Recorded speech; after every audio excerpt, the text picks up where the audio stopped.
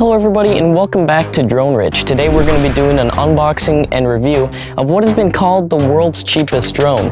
Today we're going to unbox the Xinlin X165. So this drone costs about 15 bucks. I'll put a link in the description down where you can buy it. And as you can see, this thing came straight from China, so the box is a little banged up. But as long as the drone works, we're happy. So let's unbox it. So here's the user manual. It's quite a small manual. And here's the drone, and the controller sits directly beneath it. There's a controller. Looks like a standard controller, except the thumbsticks are a bit different. Because usually on these types of controllers, they have a kind of rounded thumbstick. And I actually like this one better, because it kind of indents where your thumbs go. So I actually like this style controller better than some of the other ones, like with the Xinlin CX10.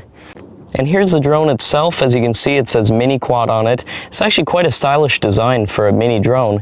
And I think this thing is in the same price point as, let's say, this Xinlin CX10. I actually think this thing looks a lot better, and it feels better too. It's kind of a hard plastic that surrounds it. It's not too heavy, but it is a bit heavy for a mini quad, so it'll be interesting to see how this thing performs in the air. So I'm gonna go charge this thing up, read the manual, and then we'll take it for a test flight. And one more quick thing before we fly it, the controller takes 2 AAA batteries.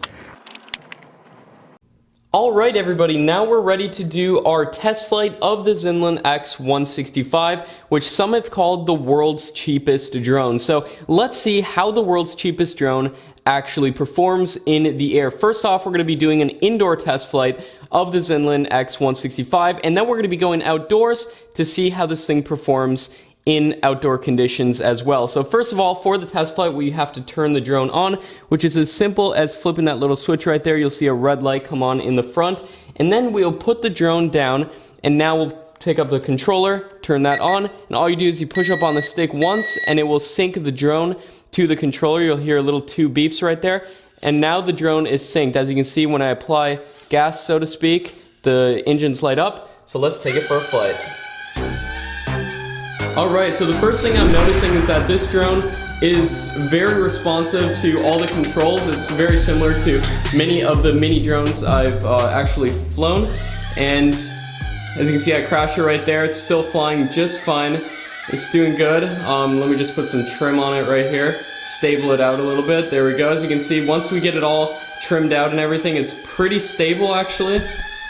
Alright, now by default the drone is in low mode, which means it's the slowest mode on this drone.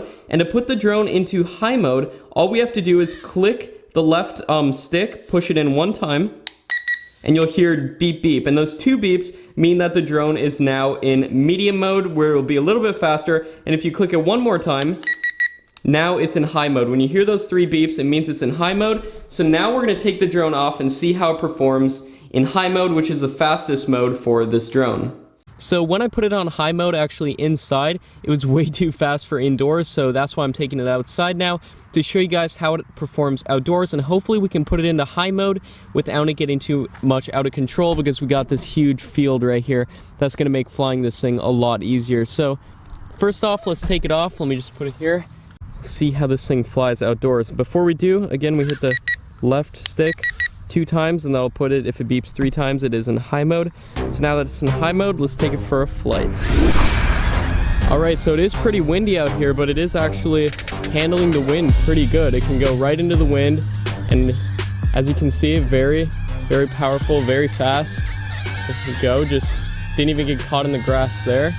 It's flying really good, especially considering the wind, and especially considering this drone was incredibly cheap. There we go. See how far it can go. As you can see, still going way out there. I don't know if you can see that white dot way out there.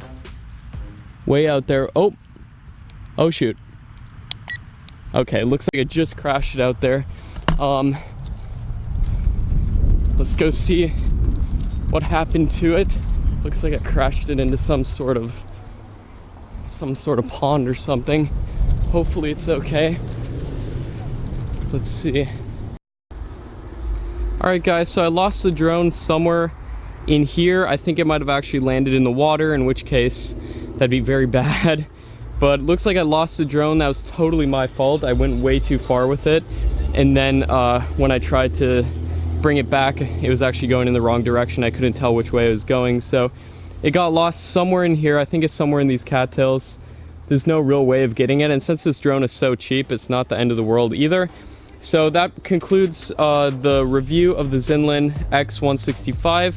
Overall, it's a great little mini drone, one of the best little mini drones I've flown, especially the design wise, and it handled pretty good. It's got a pretty fast high mode, and overall it's a great drone if you're looking for getting your first drone. Especially this is an amazing piece of technology, especially considering the price. So I'll put a link down below where you can actually get this exact drone if you're interested, and I'll see you guys in the next video.